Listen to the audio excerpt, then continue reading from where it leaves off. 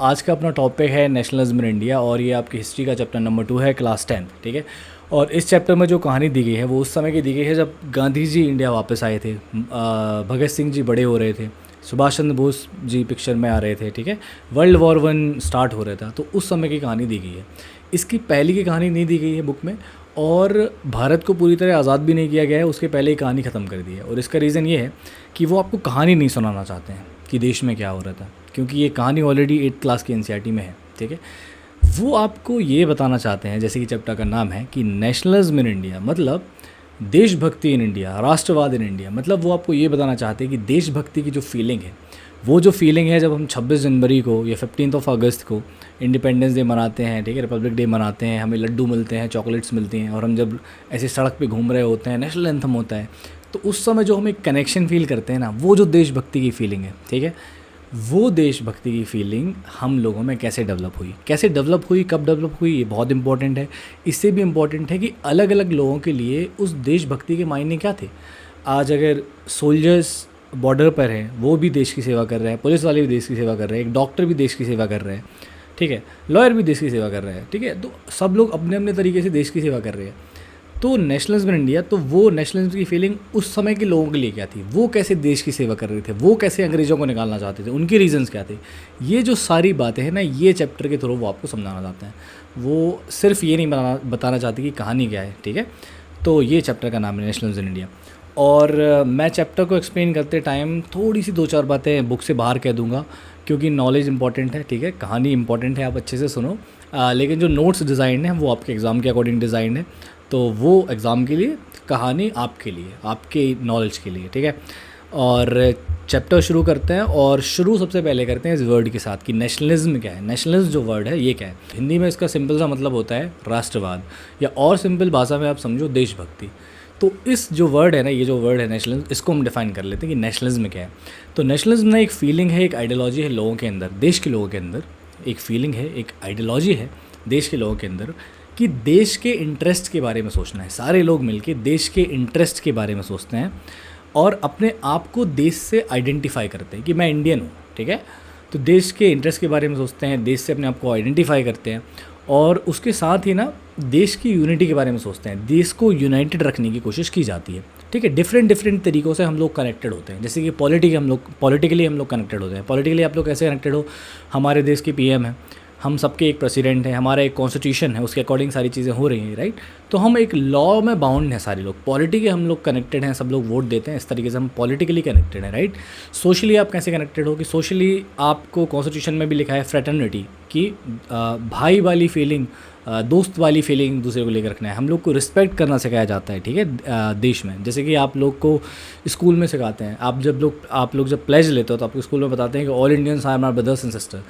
तो लड़के लोग ऑफेंड हो जाते हैं कि सारी लड़कियां मेरी बहन थोड़ी है। तो देखिए उसका मतलब ये नहीं है कि आप कि लड़कियां सारी बहन हैं। All Indians are my brothers sisters का मतलब ये है यार कि देखो, आपको वाइफ का एक्सपीरियंस नहीं है ना, आपकी पत्नी नहीं है, लेकिन आपके भाई हैं, आपकी बहनें हैं, आपके कज़न्स हैं, अगर भाई बहन सगे नहीं हो तो आपको पता है कि एज ए भाई आप अपनी बहन से कितनी लड़ाई कर लो, लेकिन आप उसकी रिस्पेक्ट करते हो, उसे प्यार करते हो, उससे राखी बंधवाते हो, और अगर कोई भी इमरजेंसी आएगी और अगर आप एक अच्छे भाई हो तो उसके लिए आप कुछ भी कर दोगे, राइट। तो जिस रिस्पेक्ट से आप अपनी बहन को देखते हो, ठीक है, या अपने भाइयों को देखते हो, उसी रिस्पेक्ट के साथ आप हो सके तो बाकी की लड़कियों को देखो, बाकी के भाइयों को देखो, ठीक है ना। तो ये एक फ़ील है जो आप में डेवलप करने की कोशिश की जाती है, all Indians are my brother sister. उसका मतलब ये नहीं है कि आपकी शादी नहीं होगी, सब भाई बन जाएंगे, नहीं, ठीक है। तो एक फीलिंग है। तो ये सोशली हम ऐसे कनेक्टेड हैं, राइट, एक दूसरे की रिस्पेक्ट करते हैं, और कल्चरली हम लोग बहुत सारे फेस्टिवल साथ में मनाते हैं, राइट। तो ऐसे पॉलिटिकली, सोशली, कल्चरली सब लोग कनेक्टेड है। और इसके साथ ही एक इंपॉर्टेंट चीज़ होती है नेशनलिज्म में, देशभक्ति में, ये सारे लोग ना देश को लेकर लॉयल होते हैं, डिवोटेड होते हैं अपने देश के लिए, ठीक है, देशभक्त होते हैं। तो ये है नेशनलिज्म, क्या एक फीलिंग, एक आइडियोलॉजी कि देश को यूनिटी में रखना है, ठीक है, देश के इंटरेस्ट के बारे में सोचना है और देश को लेके लॉयल रहना है। तो ये हो गई नेशनलिज्म की डेफिनेशन, राइट। तो नेशनलिज्म को डिफ़ाइन करने के बाद, देशभक्ति को डिफ़ाइन करने के बाद, अब क्वेश्चन ये है कि ये जो देशभक्ति की फीलिंग है, नेशनलिज्म की फीलिंग है, इस दुनिया में आई कैसे, है ना, लोग देशभक्त कैसे बने। तो हमारी बुक कहती है कि ये जो फीलिंग है ये स्टार्ट होती है फ्रेंच रेवोल्यूशन से, राइट। फ्रांस में आपको पता है कि राजा था, वो लोगों के साथ गंदी हरकतें करता था, उनसे टैक्स वैक्स लेता था, ठीक है, चर्च वाले भी गंदे थे। तो फिर लोगों ने रिवोल्ट किया, लोगों को लगा यार कि नहीं, हम इन लोगों की बात सुन के मरने के लिए तो नहीं आए ना, हमें भी कुछ लाइफ में करना है। तो यहाँ से लोग एक साथ हुए, एक दूसरे का भला सोचा, और देशभक्ति की फीलिंग फ्रांस से शुरू हुई और फिर पूरी यूरोप में फैल गई। आप समझ रहे हो, फ्रांस से शुरू हुई पूरी यूरोप में फैल गई, मतलब फ्रांस से जाके जब अंग्रेज़ों के पास गई होगी, है ना, अपने जो अंग्रेज़ जो अपने यहाँ पे आए थे साले, तो अंग्रेज़ लोग जब हमारे यहाँ आए थे तो वो देशभक्त बन के आए थे, आप समझ रहे हो। और हमारे यहाँ के लोग देशभक्त नहीं थे, वो एक दूसरे से लड़ते भड़ते रहते थे, जूते मारते थे एक दूसरे को। तो जब अंग्रेज़ लोग हमारे यहाँ आए थे वो देशभक्त बन के आए, इसलिए वो जीत के चले गए हमसे, है ना, क्योंकि वो लोग एक दूसरे को भाई समझते थे और हम लोग एक दूसरे को तो क्या ही समझते थे। तो इसलिए वो लोग जीत के चले गए। तो आप समझ रहे हो, याद रखने वाली बात क्या है कि फ्रांस से शुरू हो रही, पूरी यूरोप में ये फीलिंग फैल रही है, इतनी चीज़ इंपॉर्टेंट है। अब कुछ इम्पॉर्टेंट चेंजेस ना वहाँ की कंट्रीज़ में, यूरोपियन कंट्रीज़ में देखने को मिले नेशनलिज्म की फीलिंग आने के बाद लोगों में और वहाँ के माहौल में। तो वो चेंजेस क्या थे? सबसे पहला चेंज ये था कि वहाँ पे नेशन स्टेट क्रिएट हो गए। देखिए, नॉर्मल स्टेट क्या होता है कि हाँ, एक राजा है, एक कंट्री है, देश टाइप का है, हाँ ठीक है, स्टेट है नॉर्मल, ओके डन।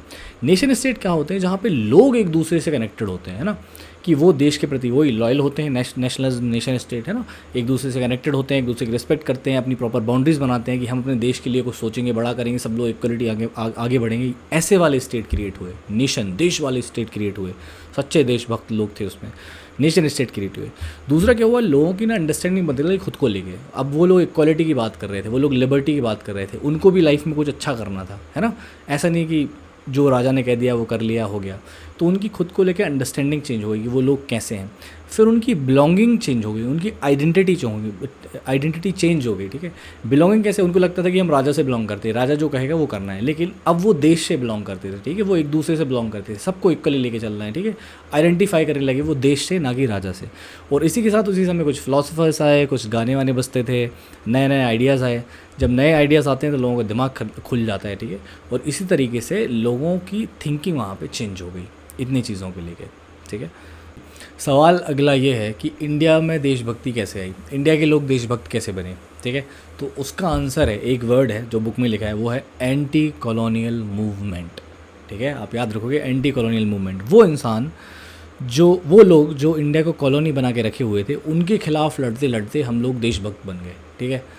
तो एंटी कॉलोनियल मूवमेंट, तो कॉलोनी बना के हमको कौन रखा था? ब्रिटिशर्स, ब्रिटेन वाले लोग, लंदन वाले लोग, ठीक है। तो एंटी कॉलोनियल मूवमेंट के दौरान हम लोग देशभक्त बन गए। इसका रीज़न क्या था? इसका रीज़न था कि अंग्रेज़ों ने ऑलमोस्ट सब लोगों को परेशान करके रखा था, ठीक है, चाहे वो किसान हो, चाहे वो इंडस्ट्री वाला हो, चाहे कोई पॉलिटिक्स में हो, चाहे एक टीचर, कुछ कोई भी हो, लॉयर हो, ठीक है। हर इंसान किसी ना किसी वजह से अंग्रेज़ों से परेशान था। और जब हम लोग सब परेशान होते हैं ना किसी चीज़ की वजह से, तो हम लोग ना एक साथ हो जाते हैं, ठीक है। आप एक एग्जांपल लो कि मान लीजिए आप स्कूल में हैं, तो हर स्कूल में ना ऐसा हमेशा होता है कि कोई खड़ूस सा टीचर होता है, ठीक है।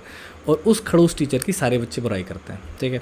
तो सारे बच्चों को वो दुश्मन होता है, राइट, जैसे अंग्रेज़ हमारे दुश्मन थे। अब यहाँ पे दो बातें इंपॉर्टेंट हैं। पहली बात इंपॉर्टेंट ये है कि हम सब लोग एक हो जाते हैं उसकी बुराई करने में, ये तो ठीक है, ठीक है। तो देशभक्ति तो हमें आ जाती है टीचर की बुराई करने में, लेकिन सबके बुराई करने के तरीके अलग अलग होते हैं। क्लास में कुछ गुंडे टाइप के बच्चे होते हैं, उनका ये होता है कि बाहर देखेंगे इसको। कुछ बच्चे गुंडे नहीं होते, वो गाली दे के काम चला लेते हैं। लड़कियों के अपने तरीके होते हैं बुराई करने के। कुछ सीधे साधे बच्चे होते हैं, वो थोड़ी बहुत बुराई कर लेते हैं। अच्छा, दूसरी बात ये है कि कुछ ऐसे बच्चे भी होते हैं जो उस टीचर को पसंद करते हैं, जिसको पूरी क्लास पसंद नहीं करती है, राइट। सेम यहाँ पे था, ओके। तो अंग्रेज़ों के ख़िलाफ़ लड़ते लड़ते सारे लोग दोस्त तो बन गए थे, है ना, लेकिन सबके ना तरीके अलग अलग थे चीज़ों को सोचने के, है ना, चीज़ों पे एक्शंस लेने के। इसलिए सबके लिए ना आज़ादी का मतलब भी अलग अलग था, ठीक है। कोई अंग्रेज़ों को इंडिया में रखना चाहता था लेकिन लॉ को बदलना चाहता था, कोई अंग्रेज़ों को बाहर निकालना चाहता था। इसलिए फ्रीडम के लोगों की ना तरीके अलग अलग थे। और कुछ ऐसे लोग भी थे जो अंग्रेज़ों को पसंद भी करते थे, राइट। तो इसकी वजह से क्या हुआ कि डिवाइड क्रिएट हुआ, लोगों में डिफरेंसेस क्रिएट हुए, राइट। तो आज़ादी के मायने लोगों के लिए अलग अलग थे, जो हम आने वाले सेक्शंस में समझेंगे कैसे लोग आज़ादी को डिफरेंट तरीके से देख रहे थे, राइट। और इस चीज़ पे कांग्रेस ने कंट्रोल करने की बहुत कोशिश की। भगत सिंह ने, गांधी जी ने, सुभाष चंद्र बोस ने, सब लोगों ने अपने अपने लेवल पे जो सिखा सकते थे लोगों को सिखाया कि आपको एक रहने की ज़रूरत है, डिवाइड मत रहो आप। लेकिन चीज़ें उतने अच्छे से जा नहीं पाई और लास्ट में अपनी कंट्री का पार्टीशन भी हुआ, पाकिस्तान, बांग्लादेश, इंडिया, सब कुछ हो गया, राइट। तो ये सब चीज़ें शुरू करेंगे। ये तो हो गया अपना बेसिक इंट्रोडक्शन। अब हम स्टार्ट करते हैं मेन चैप्टर। तो हमारे मेन चैप्टर की स्टार्टिंग होती है वर्ल्ड वॉर वन से। वर्ल्ड वॉर वन चल रहा था 1914 से लेकर 1918 तक, और उसके बाद भी ना उसकी वजह से भयंकर दिक्कतें आई थी इंडिया में भी और वर्ल्ड में भी, ठीक है। तो इंडियंस लोग ना यहीं से उनसे परेशान होना शुरू हुए थे, बहुत ज़्यादा, हम सारे लोग परेशान होना शुरू हुए थे। तो वो जो इश्यूज़ आ रहे थे ना वो समझने हैं और याद रखने ज़रूरी हैं, क्योंकि ये इंपॉर्टेंट हैं, ठीक है। तो सोशल, पॉलिटिकल, इकोनॉमिकल, 3 अलग अलग तरीके के इश्यूज़ हैं, जिसके हर एक इश्यूज़ के हम 2-2 मेन पॉइंट याद रखेंगे, ठीक है। तो हम शुरू करते हैं। पहला ना आप याद करो कि इकोनॉमिक्स जहाँ भी है ना वहाँ पैसों का कोई सवाल आ जाता है, ठीक है। तो इकोनॉमिकल चैलेंजेस क्या थे वर्ल्ड वॉर वन के दौरान, ठीक है। तो इकोनॉमिकल चैलेंज में सबसे पहला क्या था कि अंग्रेज़ लोग क्या कर रहे थे, उन्होंने डिफेंस एक्सपेंडिचर बढ़ा दिया था। अब डिफेंस एक्सपेंडिचर क्या होता है, वो खर्चा जो आप सेना पे करते हो, ठीक है, वो भी जो भी खर्चा, उनको बंदूक दिलाना है, जूते दिलाने हैं, कपड़े दिलाना है, ठीक है। डिफेंस एक्सपेंडिचर अंग्रेज़ों ने बढ़ा दिया था, ठीक है। अब इसकी वजह से क्या होता कि पैसा अंग्रेज़ों का खर्च हो रहा है, तो वो लोग ना लोन ले रहे थे। अब लोन ले रहे थे तो लोन कैसे वापस करेंगे, रिटर्न करेंगे, तो उसके लिए उन लोगों ने किया कि इंडियंस लोगों पे टैक्स लगाना शुरू किया। सबसे पहले तो उन लोगों ने लगाई कस्टम ड्यूटी। कस्टम ड्यूटी क्या होती है कि कस्टम ड्यूटी क्या होता है कि कोई भी गुड्स अगर इंडिया से बाहर जा रहा है या बाहर से अंदर आ रहा है, तो गुड्स जो यहाँ वहाँ हो रहे हैं, जो भी सामान हम कंट्री से बाहर अंदर बेच रहे हैं, तो बॉर्डर पे ये लोग ना टैक्स लगा देते, पैसा ले लेते थे। तो कस्टम ड्यूटी इन लोगों ने बढ़ा दी, ठीक है। और इनकम टैक्स इंट्रोड्यूस्ड, ऐसा बुक में लिखा है, तो इनकम टैक्स ऑलरेडी पहले था, लेकिन बुक में ऐसा लिखा है इनकम टैक्स इंट्रोड्यूस। तो कस्टम ड्यूटी इन लोगों ने लगाई और इनकम टैक्स बढ़ा दिया, ठीक है, इनकम टैक्स इंट्रोड्यूस। तो उसमें क्या हुआ कि हाँ, आप जो भी पैसा कमाओगे उसका बहुत ज़्यादा पैसा ब्रिटिशर्स आपसे ले लेंगे। तो सबसे पहले ये एक इकोनॉमिकल इशू है। दूसरा इकोनॉमिकल इशू ये था कि 1913 यानी कि 1914 से वर्ल्ड वॉर शुरू हो रहा है, 1913 से लेके 1918 तक या बाद के समय तक प्राइजेस चीज़ों के जस्ट डबल हो गए। जो चीज़ 10 रुपये में मिल रही थी अब वो आपको 20 रुपये में मिल रही है। तो अब नॉर्मल लोग परेशान हो गए, है ना। तो आप समझ रहे हो, इंडस्ट्री वाले परेशान हो गए कस्टम ड्यूटी बढ़ने से, मिडिल क्लास परेशान हो गया किस चीज़ से, वो आपका इनकम टैक्स इंट्रोड्यूस हो गया। और उसके बाद क्या हो रहा है, अब ये हर चीज़ के प्राइजेस डबल हो गए हैं, तो गरीब लोग, मिडिल क्लास, हर लोग परेशान हो गए। तो ये हो गया इकोनॉमिकल चैलेंजेस या इकोनॉमिकल इफ़ेक्ट्स। सेकंड आप समझो कि पॉलिटिकल इफ़ेक्ट्स क्या थे या पॉलिटिकल चैलेंजेस क्या थे। तो पॉलिटिकल क्या होता है, कोई भी लॉ वॉ से रिलेटेड। तो सबसे पहले तो था फोर्स्ड रिक्रूटमेंट, ठीक है। कि आप समझो कि आप कहीं पे मस्त कुछ आइसक्रीम खा रहे हो और आपको उठा के ऐसे सेना में भर लिया, ठीक है। लोगों को उठा के सेना में भर रहे हैं, और अगर आपसे कोई अभी जाने को कहे तो आप चले भी जाओ कि अपना देश है यार, वो भूरे लोगों के लिए हम क्यों जाएँ ना, सफ़ेद लोगों के लिए। तो तो पॉइंट ये था कि फोर्स रिक्रूटमेंट हो रहा है। अब विलेज में लोग परेशान हैं कि हमारे बच्चों को उठा के ले जाते हैं साले, और वहाँ पे बॉर्डर पे खड़ा कर देते हैं, फिर बाद में न्यूज़ आती है कि वो बंदा मर गया, है ना, समझ रहे हो। तो ये गलत हो रहा था ना। तो लोगों को उठा उठा के सेना में भर रहे हैं फोर्स रिक्रूटमेंट। तो इससे भी विलेज के लोग परेशान हैं, गांव के लोग परेशान हैं, या जहाँ के भी लोग हैं वो परेशान हैं। फिर एक और पॉलिटिकल इशू क्या आता है कि एक एक्ट आया था, government of India act of 1919। ये 1918 में वर्ल्ड वॉर ख़त्म होने के जस्ट 1 साल बाद आया था, ठीक है। और इसका हल्का सा मेंशन है एक टॉपिक में, बस इसे हल्का सा याद रखो आप कि 1919 में एक्ट आता है, ठीक है।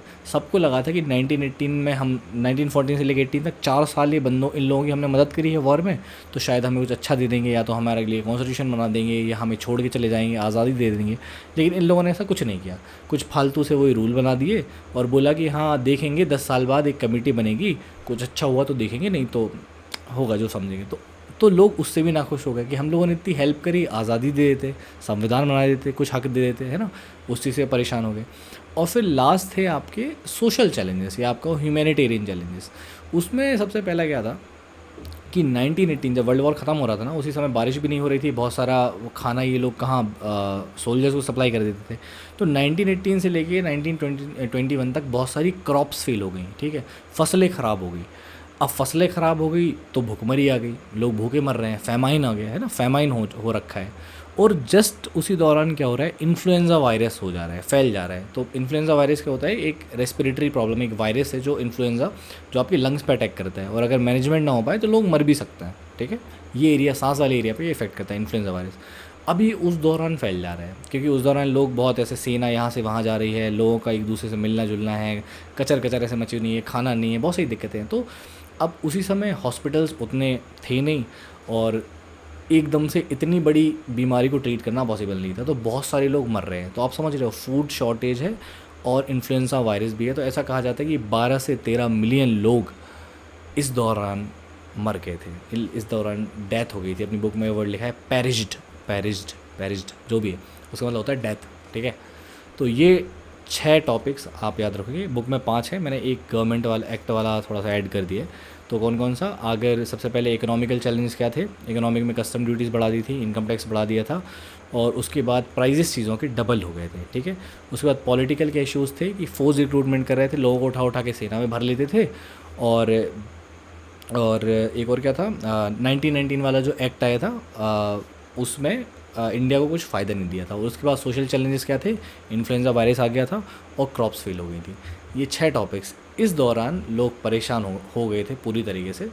इसी दौरान इंडिया में वापसी होती है एक महान इंसान की, जिनका नाम था महात्मा गांधी।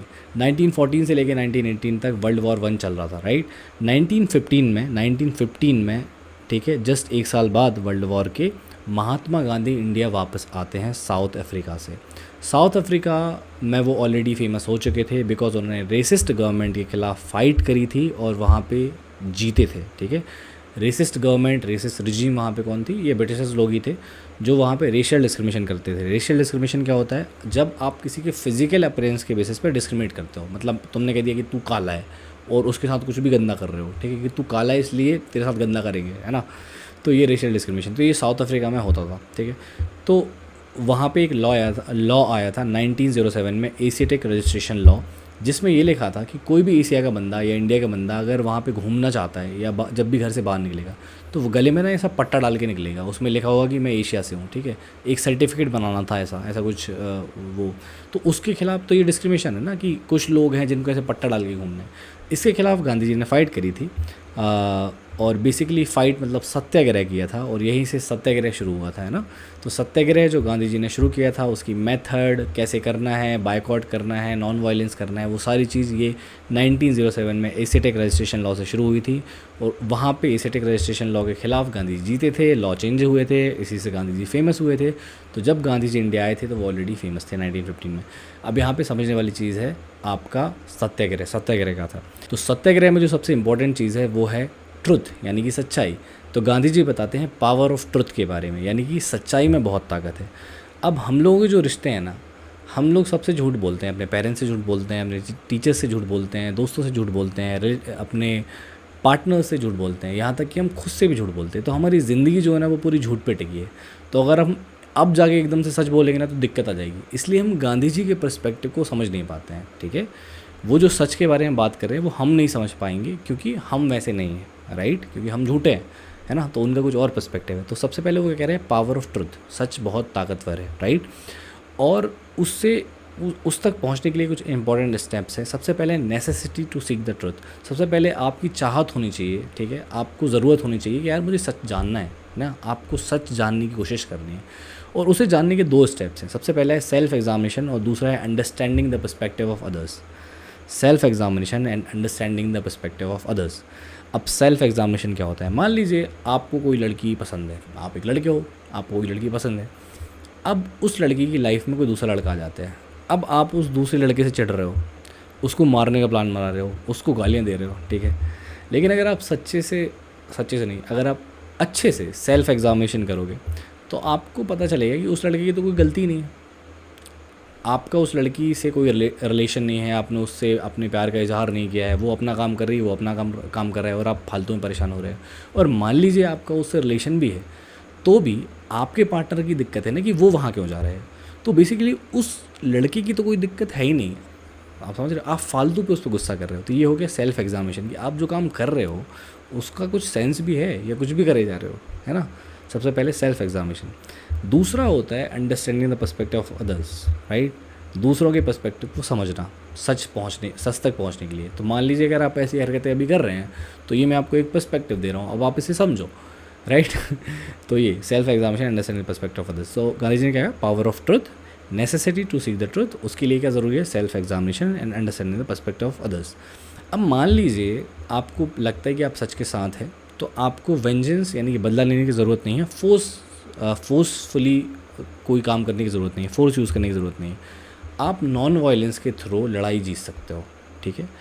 और नॉन वायलेंस के थ्रू कैसे लड़ाई जीत सकते हो, वो आप जीत सकते हो उस इंसान को समझा के। तो एक वर्ड लिखा है बुक में, परसुएशन काइंड ऑफ थिंग। तो वो कह रहे हैं आप उसे समझाओ, आप उन्हें मनाओ, ठीक है, उनके कंसाइंस को झकझोरो, उनकी सोचने की जो क्षमता है ना, उनको ऐसे लॉजिक फैक्ट्स दो, उनको समझाओ कि यार आप हमारे साथ गलत कर रहे हो, ठीक है, आप समझो इस चीज़ को कि आप मेरे साथ गलत कर रहे हो, ठीक है। तो अब ये पूरी तरह सही है या गलत है ये तो हम नहीं कह सकते, लेकिन मुझे अभी एक कोट याद आ रहा है, शायद APJ अब्दुल कलाम जी का है। उनका ये कोट था कि लोगों को ना हराना बहुत आसान है लेकिन उन्हें जीतना बहुत मुश्किल है, ठीक है। आप समझो इस चीज़ को। देखिए, अगर मैं किसी इंसान को मार दूंगा, पीट दूंगा, चिल्ला दूंगा, डांट दूंगा या उसे थोड़े बहुत फैक्ट दे के दबा दूंगा, तो वो इंसान उस समय के लिए चुप तो हो जाएगा, लेकिन उसके दिमाग में हमेशा रहेगा कि इसने मेरे साथ गलत किया है, ठीक है, या मैं इसको दिखाऊंगा टाइम आने पे। तो ऐसे लोगों को हराना बहुत ईजी है, अगर आपके पास थोड़ा भी पावर है तो आप हरा दोगे। लेकिन लोगों को जीतना बहुत कठिन है, कि उनको ऐसे समझा दो आप कि वो आपकी बात मान लें और आपके साथ फिर वो अच्छे से रह सके, है ना, आपकी उतनी रिस्पेक्ट भी कर सके, आपसे उनकी दुश्मनी ना रहे। तो ये काइंड ऑफ इससे कुछ जुड़ी सी फ़िलासफ़ी थी गांधी जी की ना, कि वो कहना चाह रहे कि आपको ऐसे बदला लेने की ज़रूरत नहीं है, आप उनको समझाओ, वो समझेंगे, ठीक है।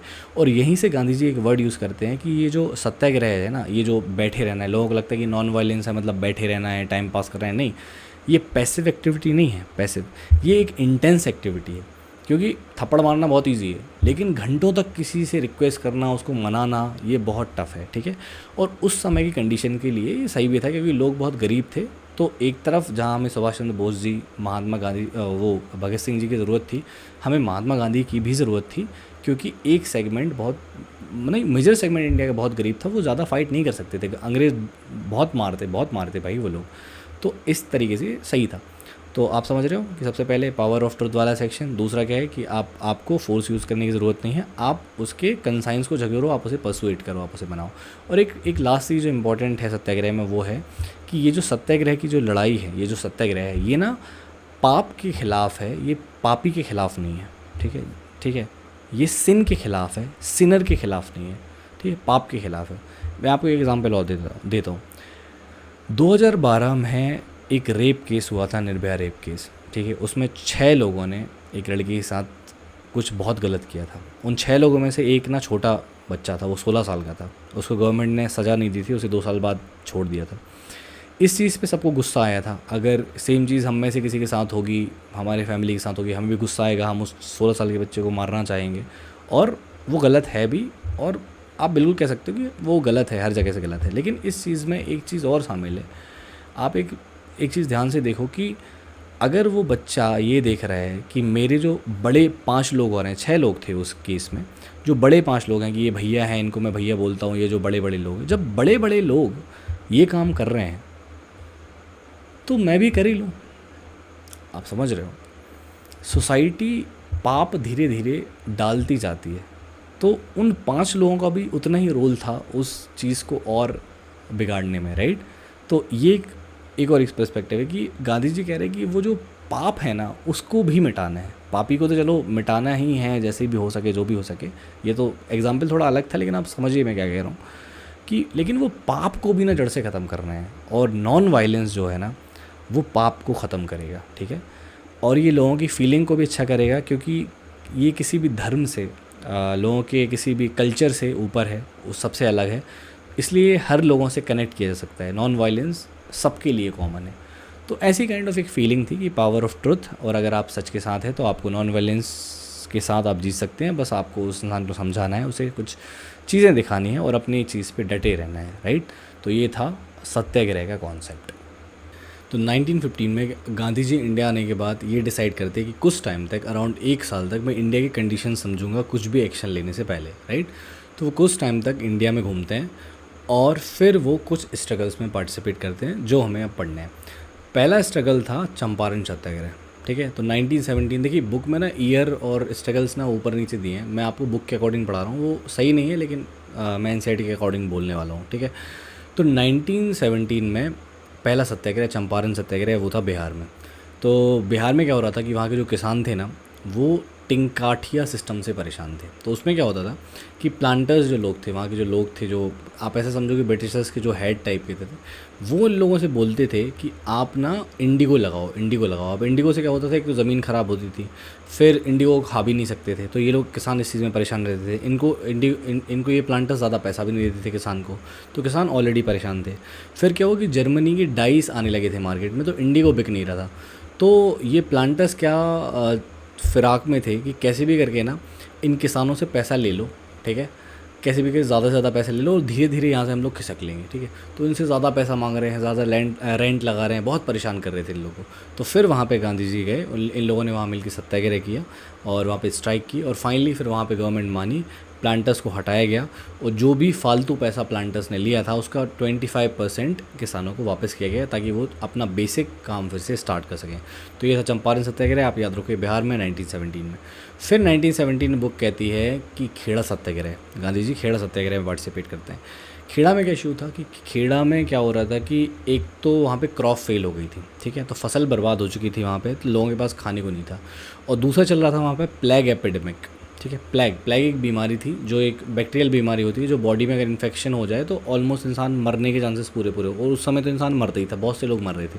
तो प्लेग ऑलरेडी वहाँ पे चल रहा था गुजरात वाले एरिया में, तो खेड़ा गुजरात में है, ठीक है। वहाँ पे ऑलरेडी वहाँ पे इशू चल रहा था।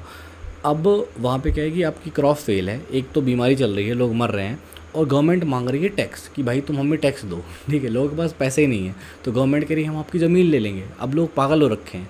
तो फिर वहाँ पे गांधी जी गए, वहाँ पे वल्लभ भाई पटेल भी थे। इन लोगों ने फिर वहाँ पे बड़े यूनाइटेडली वहाँ पे जो भी सत्याग्रह किया और फिर फाइनली गवर्नमेंट मानी और उस साल के लिए उन लोगों ने टैक्स हटा दिया, उनकी प्रॉपर्टीज़ वापस करी और ये भी डिसाइड किया कि अगले साल से हम थोड़ा टैक्स कम कर देंगे, राइट। तो ये 2 सत्याग्रह हो गए, ठीक है। तो चंपारण बिहार, खेड़ा सत्याग्रह गुजरात, राइट। और 1917 बुक में लिखा है। फिर लिखा है शायद 1918 वाला सत्याग्रह जो कि अहमदाबाद मिल स्ट्राइक है। अहमदाबाद मिल स्ट्राइक, अहमदाबाद में क्या हुआ था कि अहमदाबाद भी गुजरात में है, मतलब वहाँ पे प्लेग ऑलरेडी चल रहा था। तो प्लेग की वजह से बोनस मिलने वाला था फैक्ट्री में वर्कर्स को, ठीक है। तो फैक्ट्री वालों ने मना कर दिया कि नहीं, हम बोनस नहीं देंगे आपको। और वर्कर्स चाह रहे थे कि हमारे जो भी हमारी सैलरी है, वेज बोलते हैं, ठीक है, तो वेज में हमको 50% हाइक मिले। यानी कि अगर आप 100 रुपये हैं तो अब हम आपको अब से आप हमें 150 रुपये दो, 50% वो चाह रहे थे हाइक मिले। फैक्ट्री वाले कह रहे थे नहीं, हम सिर्फ 20% देंगे और प्लेग बोनस भी नहीं दे रहे थे। तो वर्कर्स वहाँ पे बैठ गए। तो फिर वहाँ पे गांधी जी गए, फिर वहाँ पे उन्हें नेगोशिएशंस की, ये बातें करी और फाइनली वहाँ पे 35% इंक्रीज़ में वर्कर्स लोग मान गए, ठीक है। तो वर्कर्स लोग मान गए, कंपनी सेटलमेंट हो गया। तो ये 3 सत्याग्रह थे जिसमें गांधी जी ने अर्लियर पार्टिसिपेट किया। तो कोई भी आपसे पूछे कि गांधी जी के स्टार्टिंग वाले सत्याग्रह कौन से थे, तो ये 3 थे। सबसे पहले Champaran Bihar, Kheda Satyagraha Gujarat, Ahmedabad mill strike, workers mill, ठीक है, वो भी गुजरात, राइट। तो ये आप याद रखोगे। आप यहाँ पे एक चीज़ ऑब्जर्व करिए गांधी जी के बारे में। गांधी जी साउथ अफ्रीका से एक फॉरेन कंट्री से अकेले वहाँ पे लड़के आए थे और वहाँ पे जीत के आए थे और इंडिया में आते से 3 सत्याग्रह किए, तीनों जीत लिए, ठीक है। ऐसा इंडिया के लोगों ने कहीं नहीं देखा था। तो इंडिया के लोग ना गांधी जी को ना ऐसे भगवान मानने लगे थे कि हाँ अब तो हमको आज़ादी मिली जाएगी, ठीक है। और ठीक भी था क्योंकि गांधी जी उस लेवल का काम कर भी रहे थे, ठीक है। लेकिन इसी दौरान एक ट्विस्ट आता है, इंडिया में आता है रॉलेट एक्ट। तो रॉलेट एक्ट इंडिया में आ रहा था इंपीरियल लेजिस्लेटिव काउंसिल ने, जो ब्रिटिशर्स का एक काइंड ऑफ पार्लियामेंट था, ठीक है, लेजिस्लेटिव काउंसिल, उनने पास किया था। तो इंडिया के मेंबर कह रहे थे कि नहीं पास नहीं करना है, पास नहीं, ये लॉ नहीं आना चाहिए। लेकिन फिर भी ब्रिटिशर्स ने अपना ग्रुप बना के और पास करवा दिया था। लॉ में ये लिखा था कि कोई भी इंसान को 2 साल के लिए आप जेल में डाल सकते हो, गवर्नमेंट जेल में डाल सकती है विदाउट ट्रायल, मतलब कोर्ट भी आपकी बात नहीं सुनेगा, आप 2 साल के लिए जेल में हो, ठीक है। तो फॉर एग्जांपल आपने मुझे टॉफ़ी नहीं दी, मैं पुलिस वाला हूँ, मैंने आपको जेल में भर दिया 2 साल के लिए, ठीक है। मतलब आप समझ रहे हो। तो जो भी रेवोल्यूशनरीज है, ये बेसिकली लॉ था उन लोगों के लिए जो थोड़े भी ब्रिटिशर्स को लगते थे ना कि ये हमारी चीज़ को चैलेंज कर सकते हैं या दिक्कत खड़ी कर, उनको उठा के जेल में भर दो, ठीक है। तो ये टारगेट करने के लिए था इंडियंस को लॉ, सीधा सीधा था। तो बेसिकली ये लॉ ही फुद्दू था, कोई लॉजिक ही नहीं था इस लॉ का। तो जैसे ये लॉ आया तो लोगों का रिएक्शन ये था कि लोगों ने रैलीज़ करना शुरू कर दिया, ठीक है। शहर में रैलीज़ होने लगी, लोग घूमने लगे, ये गलत लॉ है, ठीक है। रेलवे के वर्कर्स स्ट्राइक पे चले गए, उन्होंने कहा कि नहीं ये लॉ नहीं आना चाहिए, और शॉप्स बंद कर दी गई, ठीक है। तो लोग स्ट्राइक कर रहे थे। गांधी जी ने भी डिसाइड किया कि मैं 6 अप्रैल से, ये 1919 में चल रहा है, ठीक है। तो गांधी जी ने डिसाइड किया कि मैं 6 अप्रैल से सिविल डिसोबीडियंस मूवमेंट शुरू करूँगा इस लॉ के खिलाफ, यानी कि इस लॉ को हम बोलेंगे हम इस लॉ को एक्सेप्ट नहीं करने वाले हैं। अब ये गवर्नमेंट ने सुना तो वहाँ पे गवर्नमेंट का रिएक्शन आया। तो सबसे पहले गवर्नमेंट ने यहाँ पे अटैक करना शुरू किया लोगों से। सबसे पहले उन्होंने क्या किया कि गांधी जी को दिल्ली में आने से मना कर दिया कि तुम यहाँ ये सब नहीं करोगे, सिविल डिसोबीडियंस नहीं करोगे, गांधी जी को मना कर दिया। और अमृतसर में ये चीज़ थोड़ी ज़्यादा चल रही थी एक्टिव से, तो वहाँ के जो लीडर्स थे ना, सत्यपाल किचलू, कुछ ऐसे कुछ लीडर्स थे, तो उनको उठा लिया गवर्नमेंट ने, ठीक है। और उनको जैसे ही उठाया तो वहाँ पे लोग पागल हो गए। तो वहाँ पे क्योंकि वो लेडीज़ रिस्पेक्टेड थे राइट, तो उनको जैसे उठाया तो उनके साथ गलत किया, क्योंकि उन्हें सिर्फ स्पीच दी थी शायद थोड़ी सी, और इन लोगों ने उनको जेल में डाल दिया, ठीक है, लॉ जो भी।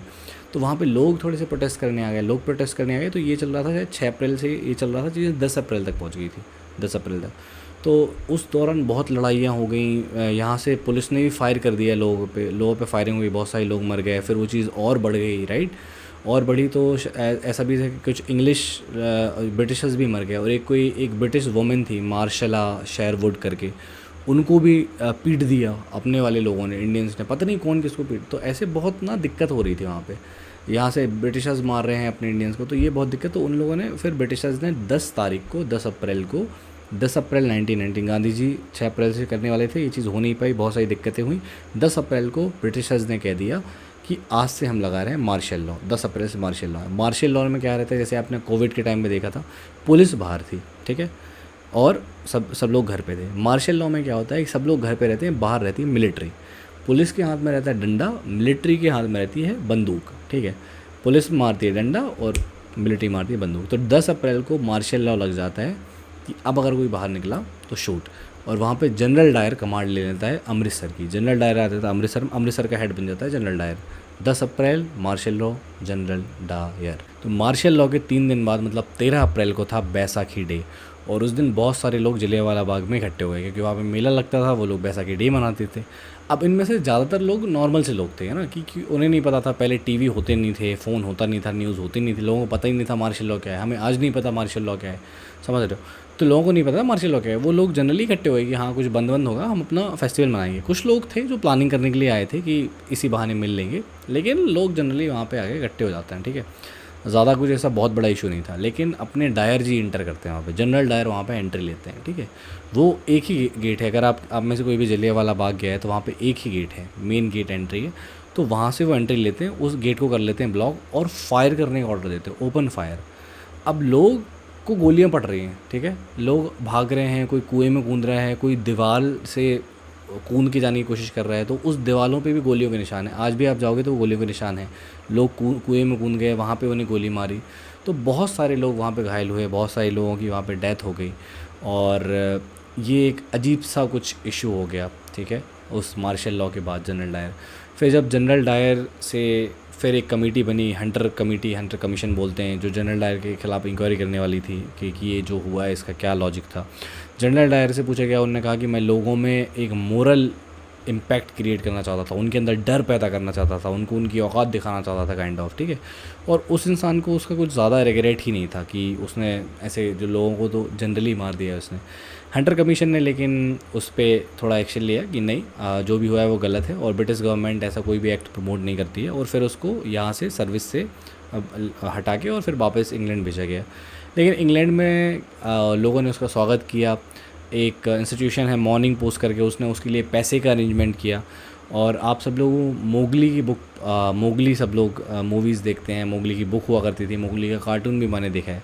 तो उसके जो मोगली के जो राइटर है ना, उनका नाम है रुडयार्ड किपलिंग, उनने भी बहुत सारा पैसा जनरल डायर को दिया था, और काइंड ऑफ ये लोग उसकी तारीफ़ कर रहे थे कि तू सही काम करके आया है, समझ रहे हो आप। और जनरल डायर को पूरी लाइफ पेंशन मिली, और उसने लाइफ अपनी मस्त स्पेंड करी, लेकिन फिर उसको कुछ बीमारी की वजह से डेथ हो गई थी। बहुत से लोग कंफ्यूज होते हैं कि उधम सिंह ने जनरल डायर को मारा था।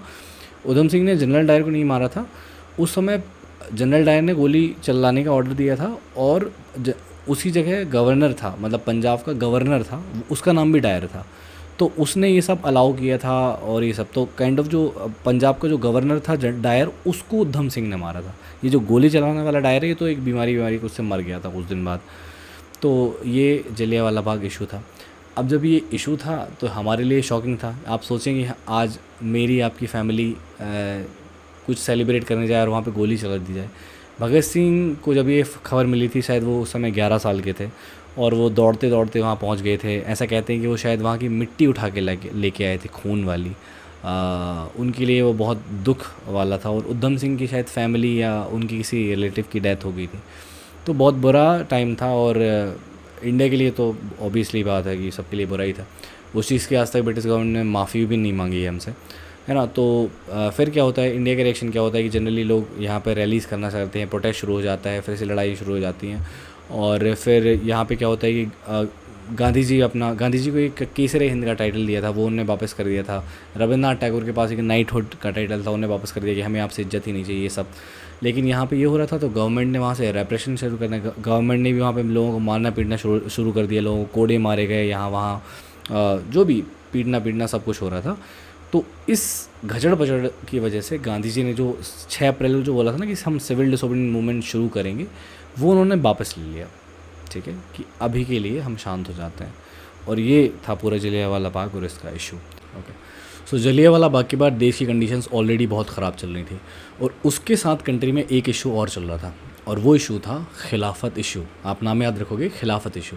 अब ध्यान से सुनना कि खिलाफत इशू क्या है। 1914 से लेकर 1918 तक वर्ल्ड वॉर 1 चल रहा था। ठीक है, अब 1918 में कुछ कंट्रीज़ हारी, तो हारने वाली पार्टी में थी Germany, Austro Hungarian empire, Italy और ओटोमन एम्पायर। ओटोमन एम्पायर की जो मेन कंट्री थी वो थी टर्की, है ना, हिंदी में बोलते हैं तुर्की, टर्की। ठीक है, अब टर्की हार गया। अपने यहाँ पे कौन थे? ब्रिटिशर्स, ब्रिटेन वाले, फ्रांस वाले, रशिया वाले, यूएसए वाले, ये सब लोग जीत गए, है ना। तो हारने वाली पार्टी है टर्की, जीतने वाली पार्टी है ब्रिटेन। ठीक है, इस चीज़ से हमें क्या दिक्कत है? इस चीज़ से दिक्कत थी इंडियन मुस्लिम्स को, या उस समय दुनिया के सारे मुस्लिम्स को। दिक्कत क्या थी? दिक्कत ये थी कि टर्की के जो हेड है, उनका नाम है, उनको हम बोलते थे खलीफा, इसे बोल रहे हैं इसे खिलाफत इशू, खलीफा। तो टर्की के हेड थे, उनसे खलीफा बोलते थे, या राजा कह लो, आप उनके हेड कह लो। टर्की के जो सबसे मेन राजा, इंपॉर्टेंट प्राइम मिनिस्टर जो भी हैं, हेड हैं, उस समय किंग थे वो, है ना, तो उनको बोलते थे खलीफा। वो सारे दुनिया के मुस्लिम्स के थे स्पिरिचुअल हेड, रिलीजियस हेड। ठीक है, एक फादर फिगर काइंड ऑफ। वो क्यों थे? क्योंकि जो मुस्लिम धर्म के फाउंडर हैं मोहम्मद, उनकी फैमिली से उनका रिलेशन था, राइट। अब वहाँ पे र्यूमर ये फैला था, या बात ये फैली थी कि ब्रिटेन ने टर्की को हराया है। ठीक है, इसका मतलब हो सकता है वो टर्की की ज़मीन लेगा, हो सकता है वो जो कैलिफ हैं, खलीफा हैं, उनको वो हटा देगा, और भी कुछ उनके साथ कर सकते हैं। तो इस चीज़ से इंडिया के मुस्लिम्स परेशान थे, या पूरी दुनिया के मुस्लिम्स परेशान थे। इसलिए इंडियन मुस्लिम्स ने जलियांवाला बाग होने के पहले ही बॉम्बे में, देखो अप्रैल में जलियांवाला बाग हुआ है, मार्च में ऑलरेडी खिलाफत कमेटी बन चुकी थी, खिलाफत कमेटी। तो मोहम्मद अली और शौकत अली दोनों ने मिलके और अपनी एक टीम बना के, टीम नहीं कहेंगे, अपने ग्रुप के साथ, सारे मुस्लिम्स के साथ एक खिलाफत कमेटी बनाई थी। और इस इशू को वो ब्रिटिशर्स को बोलना चाहते थे कि आप उनके साथ कुछ भी गलत नहीं करेंगे, टर्की के हेड के साथ कुछ भी गलत नहीं करेंगे, है ना। अब ये टॉपिक लेके मोहम्मद अली और शौकत अली गांधी जी के पास जाते हैं कि क्या ऐसा हो सकता है कि ये जो जलियांवाला बाग हुआ है, रॉलेट एक्ट वाले इश्यूज़ हुए हैं, ये सब जो इश्यूज़ चल रहे हैं कंट्री में, उनके साथ हम खिलाफत इशू को भी मिलाएं और एक कंबाइन स्ट्रगल करें। ठीक, कंबाइन स्ट्रगल करें, सब लोग साथ में मिलकर ब्रिटिशर्स के खिलाफ एक कंबाइन स्ट्रगल करें। और गांधी जी को पता था कि हिंदू मुस्लिम का यूनाइटेड होना बहुत ज़रूरी है ब्रिटिशर्स से लड़ने के लिए, है ना। तो गांधी जी इस चीज़ में क्लियर थे। मोहम्मद अली, शौकत अली जो बात कर रहे थे, वो चीज़ भी सेंस थी, क्योंकि एक रिलीजियस चीज़ हमेशा अपनी जगह सही होती है। तो उस चीज़ को ध्यान में रखते हुए गांधी जी ने उस चीज़ की हाँ करी। उसके बाद उसके बाद शौकत अली जी और गांधी जी, इन लोगों ने पूरी कंट्री का टूर करने की कोशिश की, लोगों को अवेयर करने की कोशिश किया कि हम ये टॉपिक है, इस चीज़ पे हम स्ट्रगल करने वाले हैं, आपको हमारे साथ आना है, आपको हमारा साथ देना है। लोगों को अवेयर करने के लिए गांधी जी और शौकत अली ने पूरी कंट्रीज़ का टूर किया। खिलाफत कमेटी बन चुकी थी, जलियांवाला बाग से साले ऑलरेडी लोग परेशान थे। तो फाइनली सितंबर 1920 में कलकत्ता में एक सेशन होता है, और उस सेशन में कांग्रेस के डिसाइड होता है कि हिंदू मुस्लिम्स एक साथ आने वाले हैं, है ना। खिलाफत इशू भी साथ रहेगा, ये जो बाकी के इशू हुए हैं जलियांवाला बाग और वो सब इशू उठाने में, रॉलेट एक्ट के बारे में बोलने में, खिलाफत इशू भी साथ रहेगा, हिंदू मुस्लिम साथ आएंगे और एक नॉन कोऑपरेशन मूवमेंट हम लोग शुरू करेंगे। ठीक है, तो ये कहाँ पे डिसाइड हो रहा है? कलकत्ता सेशन में। तो कोई आपसे पूछे कि हिंदू मुस्लिम साथ कब आए हैं, तो कोलकाता सेशन में आए हैं 1920 में। कब हुआ है? सितंबर में, राइट। तो जलियांवाला बाग के अराउंड बहुत 1-1.5 साल निकल गया था उसके बाद। ठीक है, तो सितंबर में कलकत्ता सेशन में हिंदू मुस्लिम साथ आने वाले हैं, खिलाफत इशू नॉन कोऑपरेशन मूवमेंट में इंक्लूड होने वाला है, और एक नॉन कोऑपरेशन मूवमेंट शुरू करना है। शुरू हुआ नहीं है, वो नागपुर सेशन में होगा, है ना, शुरू हुआ नहीं है। तो इतना डिसाइड हो गया। अब पॉइंट था कि अब यहाँ पे एक बुक एक क्वेश्चन खुद से ही पूछती है कि वाई नॉन कोऑपरेशन, कि गांधी जी नॉन कोऑपरेशन क्यों कह रहे हैं, कि ऐसा क्या है उस मूवमेंट में, उस चीज़ का ऐसा क्या लॉजिक है कि नहीं नॉन कोऑपरेशन शुरू करेंगे तो ब्रिटिशर्स भाग जाएंगे इंडिया से। तो उसका लॉजिक ये था कि गांधी जी की एक बुक थी जिसका नाम था हिंद स्वराज। ठीक है, और उसमें गांधी जी ने ये लिखा था, या उनकी सोच भी ये थी, कि ब्रिटिशर्स अगर हम लोग पे राज कर पा रहे हैं ना, तो उसका एक ही रीज़न है कि हम उनके साथ कोऑपरेट कर रहे हैं।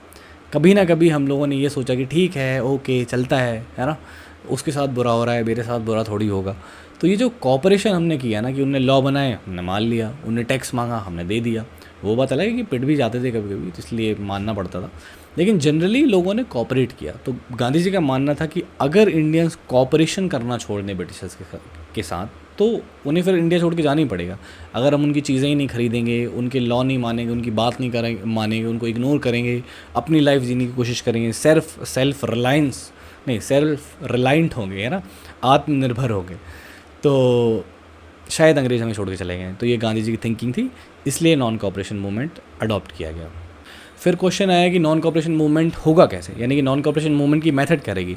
तो गांधी जी ने बताया कि हम उसे 2 स्टेजेस में लॉन्च करेंगे। नॉन कॉपरेशन मूवमेंट कैसी स्टेजेस में, कितने स्टेज में? 2 स्टेजेस में लॉन्च होगा। आप ध्यान रखिएगा, 2 स्टेजेस में नॉन कॉपरेशन मूवमेंट लॉन्च होगा, ऐसा गांधी जी ने बोला। वो स्टेजेस क्या थी? तो पहली स्टेज थी नॉन कॉपरेशन मूवमेंट में, हम लोग करने वाले हैं बायकॉट, ठीक है।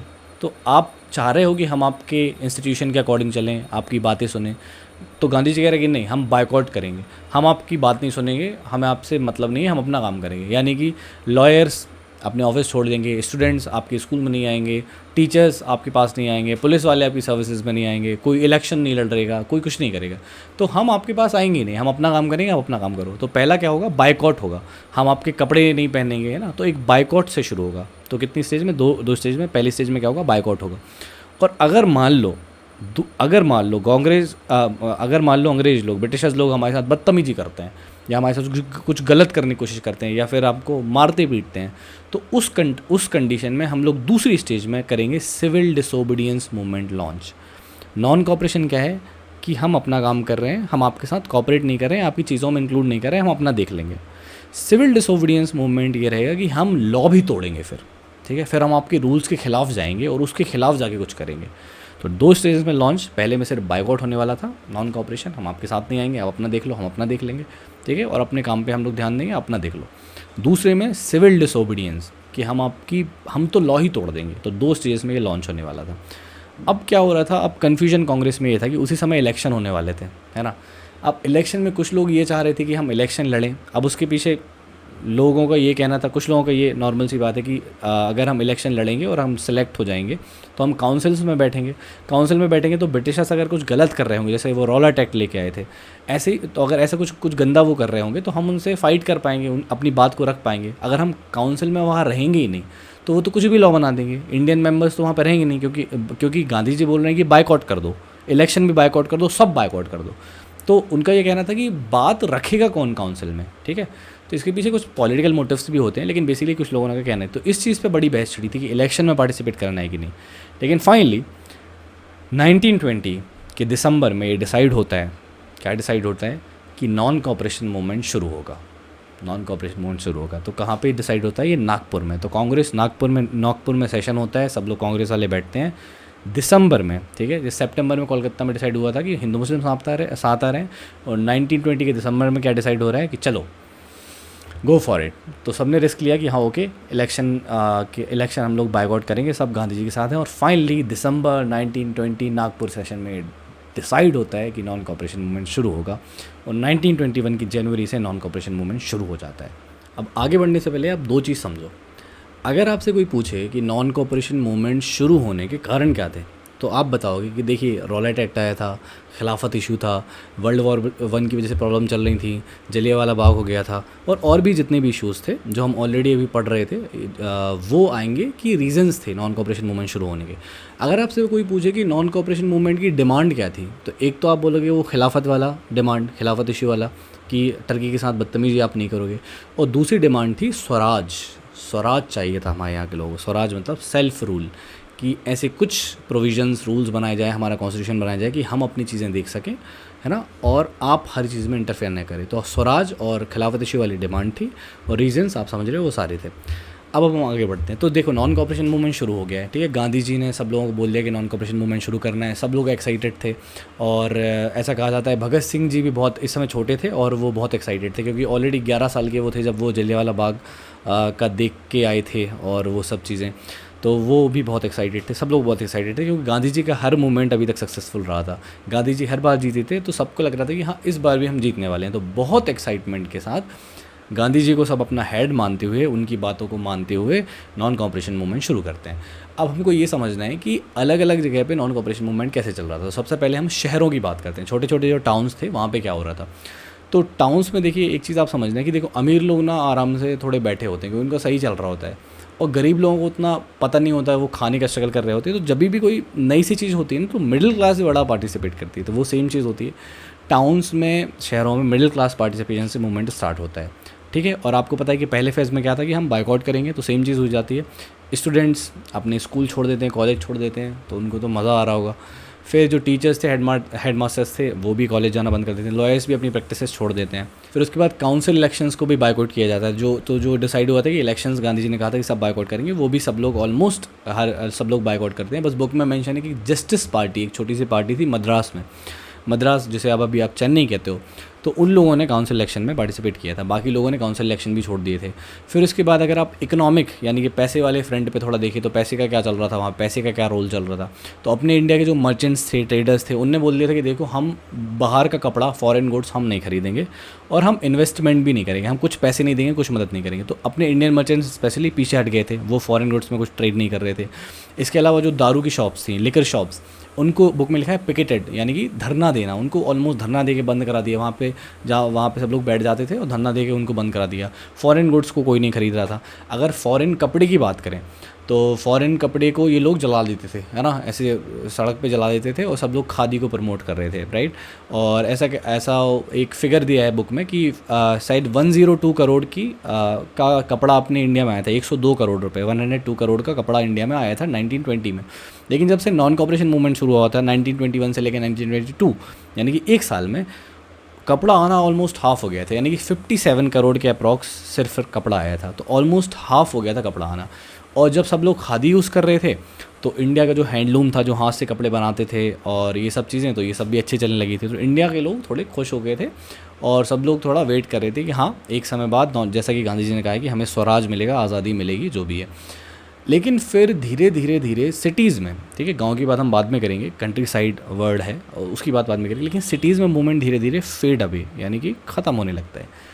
तो अगर आपसे कोई पूछेगा कि उसकी रीज़न्स क्या थे, सिटीज़ में मूवमेंट कैसे फेड हुआ, तो एक चीज़ तो आप समझो यार कि देखो गांव में मान लीजिए कि आप खेती कर रहे हो तो खाने की व्यवस्था आप कर लोगे, आपका खाने का हो जाएगा। शहर में जनरली लोग जॉब कर रहे होते हैं, ठीक है, तो लॉयर्स घर बैठे हैं, टीचर्स घर बैठे हैं, तो पैसा तो आ नहीं रहा है। और तो वो एक चीज़ है कि इनकम नहीं आ रही है ना, क्योंकि आपने जॉब छोड़ दिया है। और ऊपर से क्या है कि खादी, जैसे आप कपड़े, खादी का एग्जांपल लो, जो बुक में खादी का एग्जांपल दिया है कि खादी बहुत महंगा था और जो इंग्लैंड से कपड़ा आया था वो सस्ता था। तो जब सैलरी नहीं आ रही है, लोगों के पास पैसा नहीं है, तो कब तक खादी खरीदेंगे, है ना, आप समझ रहे हो।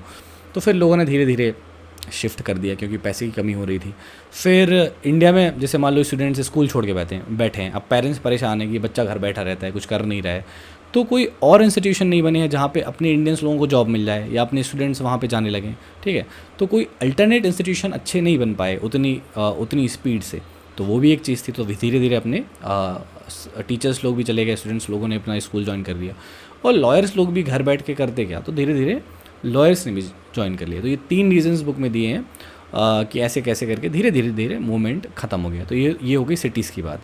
अब हमें समझना है कि ये सिटीज़ में ये चल रहा था, अब हमें समझना है कि कंट्री साइड, यानी कि आप सिंपल भाषा में समझो कि जो गांव हैं या छोटे छोटे जो कस्बे हैं या जंगल वाला एरिया है, वहाँ पे क्या चल रहा है। ओके, तो अपना नेक्स्ट टॉपिक है rebellion in the country side, ठीक है। Rebellion in the country side मतलब क्रांति जो है ना वो गांव वाले इलाके में कैसी हो रही थी, ठीक है, नॉन कॉपरेशन मूवमेंट के दौरान या उसके अराउंड, उसके पहले।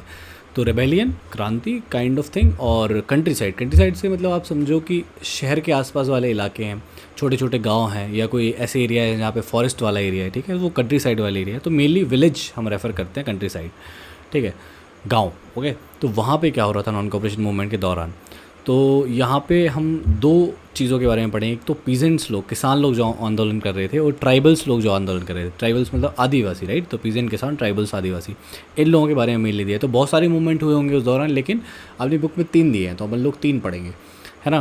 तो ये था। और इसमें आप एक चीज़ देखोगे कि सबकी अपने अपने पर्सनल वजह थी लड़ाई करने की। तो नॉन कॉपरेशन मूवमेंट में जो गांधी जी कह रहे थे उसको तो ये फॉलो कर भी रहे थे, नहीं भी कर रहे थे, अपने अकॉर्डिंग फॉलो कर रहे थे, राइट। तो वो एक समझने वाली बात है कि सबके अपने अपने अपने तरीके थे इंडिपेंडेंस के लिए लड़ने के लिए। उन्हें अपना इंडिपेंडेंस इंपॉर्टेंस था अभी भी, तो नेशनलिज्म उस लेवल पे अभी भी डेवलप नहीं हुआ था, राइट, हर जगह। तो स्टार्ट करते हैं अपन। पहला वाला था Awadh peasant movement. Awadh peasant movement तो उत्तर प्रदेश के नॉर्थ साइड में है अवध, राइट। तो अवध पीजेंट मूवमेंट में क्या हुआ था, तो सबसे पहले क्या था, उसके जो लीडर हैं वो थे बाबा रामचंद्र। बाबा रामचंद्र, बाबा रामचंद्र कौन थे, तो बाबा रामचंद्र एक नॉर्मल बंदे थे जो पहले फ़िजी गए थे। तो फ़िजी एक साउथ पैसिफिक ओशन में एक कंट्री है जो ऑस्ट्रेलिया के ईस्ट साइड में है। तो वहाँ पे एक कंट्री है फ़िजी। तो ये एक इंडेंचर्ड लेबर की तरह वहाँ गए थे। इंडेंचर्ड लेबर क्या होता है, इंडेंचर्ड लेबर वो होता है जो एक पर्टिकुलर टाइम के लिए पर्टिकुलर काम के लिए जाता है, एक एग्रीमेंट रहता है कि इस समय के लिए मैं जाऊँगा। तो वो एक इंडेंचर्ड लेबर की तरह वहाँ गए थे, कहाँ पे, फ़िजी। फिर वो फ़िजी से वापस आए। फिर फ़िजी से वापस आके उन्होंने सन्यासी की तरह अपना बाकी का जीवन व्यतीत किया, राइट। लेकिन उस दौरान जब उन्हें लगा कि किसानों के साथ कुछ गलत हो रहा है, तो वहाँ से उन्होंने आवाज़ उठाई और अपना एक ग्रुप बना के अवध किसान मूवमेंट उन्होंने शुरू किया मेनली। तो वो लीडर थे अवध किसान मूवमेंट के, ठीक है।